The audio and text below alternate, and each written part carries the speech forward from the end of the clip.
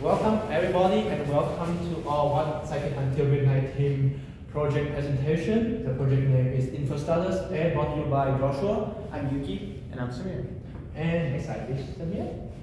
So what we're tackling is cybersecurity threat that's increasingly become more threatening by AI enabled by high cyber hacker using AI, and that's exacerbated by the intermittency of critical US infrastructure such as supply, water supply, fuel supply, and electricity supply, amplified attack effects and cascading events. Also heightened by the geopolitical tension and raised concern over large-scale disruption.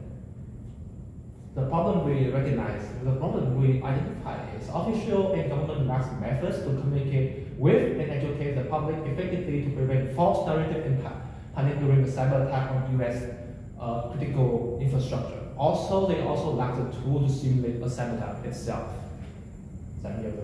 Yeah, for our fault tree analysis, we handled putting up the cyber attacks and the system functions, and what we saw was that the interdependence of the systems led to something that was much worse than the individual pieces, or like the healthcare system wouldn't have been nearly as overloaded if the places that the patients are being sent hadn't been impacted by themselves having traffic control breakdown. And if the air traffic disruption and the healthcare system overload hadn't together been part of a wider narrative of panic and concern on social media, there wouldn't have been that big, massive public panic at the end that we really didn't want to see.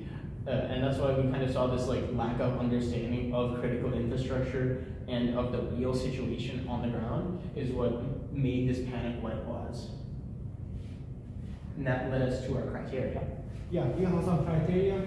The solution should be cost effective, and then also the solution should be technically viable, and also the solution should be secure from the cyber attacks, and those who need it should be able to easily have access to the solution and implement it. And the solution should be able to scale the US infrastructure and handle its needs. And also we have the limitations on. Yeah, we wanted to make sure that whatever we made would be something that could alleviate the panic. Yeah, and we have two potential solutions. The first one is simple flash. It's easier and simpler standardized flashing method for embedded software in systems that are often neglected. But it's too expensive to implement to all industries, so it's not a good idea. And the other one is the deep fake detector. They're often the most vulnerable chance in our defense ourselves. So can we better detect audio defects so that social engineering attacks are less likely? So it is not good because we don't have capable of detecting the AI-enabled cybersecurity. So yeah, none of us are capable of training an AI model in this time frame, so we kind of throw that idea out. For us, what became the core of our system was the data model, which is this kind of node and edge-based graph model of individual pieces of infrastructure and the dependencies as nodes and edges on this graph. So say this power plant is relied upon by some other piece of infrastructure, and because of that, if you were able to say take down this power plant, this cascades here, and it just branches out, and we're able to track that in this model and sort of understand what's going on and see the status of each node. That's how we're able to anticipate by simulating failures so that we can prepare accordingly, how we're able to mitigate by showing the status of what's actually going down, and allow the public to understand what's going on, and to recover by allowing us to see what happens if we turn it back on, what it allows us to fix.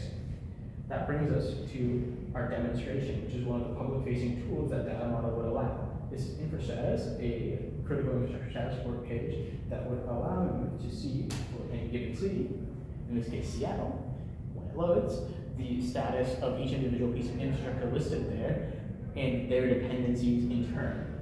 You're able to see that this hospital relies on the airport and power plant, and if either of those went down, the hospital too would be impacted. We also wanted this to be extensible and able to be built upon. You can add data to the edges like the power supply for a power plant, things like that for categories and other details. And for that, we have an API explorer that allows other developers to understand what's going on with our system and to see the queries and things like that that they'd be able to build upon to build their own tooling and for public-facing needs. Obviously, internally, we'd be able to add more for individual categories of infrastructure and things like that that we'd like to do in the future. And then that brings us to questions. Thanks for the visitors. Any question?